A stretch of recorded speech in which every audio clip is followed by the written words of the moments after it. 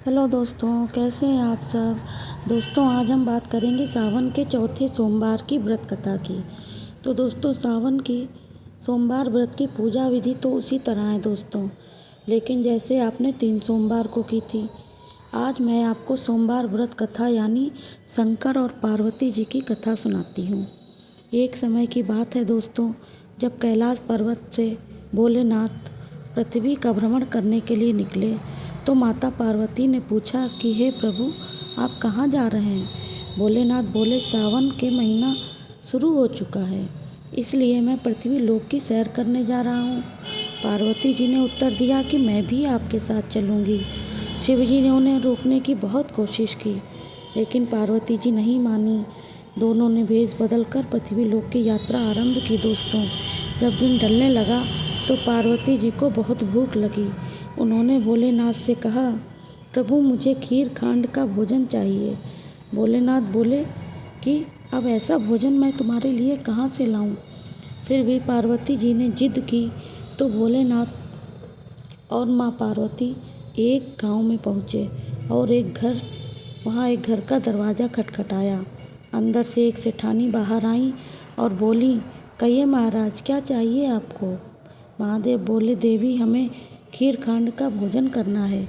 यह सुनते ही सेठानी जी बोली, अच्छा, खीर खांड का भोजन चाहिए, तो अब मैं आप दोनों के लिए खीर खांड का भोजन तैयार करूं। चलो चलो आगे चलो।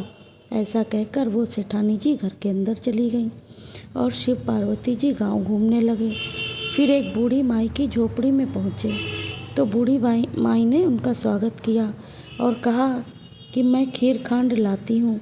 जब शिवजी ने पूछा, तुम कहाँ जा रही हो, तो बूढ़ी माई ने उत्तर दिया, मैं दूध, चावल और खांड लेने जा रही हूँ। शिवजी ने कहा, आप अपनी रसोई तो देखो।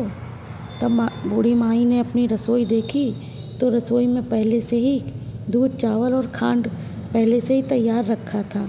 बूढ़ी माई ने जल्दी जल्दी से खीर तैयार की और शिव पार्वती को उसका भोग अर्पित किया। फिर उसने पूछा कि इतनी सारी खीर का मैं क्या करूं, मेरे घर में कोई नहीं है। भोलेनाथ ने कहा कि जरा अंदर जाकर तो देखो, तुम्हारा परिवार तुम्हारे पास है। जब बूढ़ी माई ने देखा तो उसके पूरे परिवार के सदस्य सच में उसके सामने थे। इस चमत्कार को देखकर बूढ़ी माई ने महादेव की पूजा की और उनकी कृपा से गांव में खीर बांटने लगी। जब वह सेठानी के घर पहुंची तो सेठानी जी ने पूछा, तुम्हारे घर में तो इतनी खीर कहाँ से आई। बूढ़ी माई ने कहा, यह सब माता पार्वती और भोलेनाथ की कृपा से हुआ है। सेठानी ने भगवान शिव के पास जाकर कहा कि मेरे घर का धन इसे क्यों दे दिया, उस बूढ़ी माई को। भगवान शिव ने कहा, तेरे घर में ना कहा, और बूढ़ी माई ने हाँ कहा।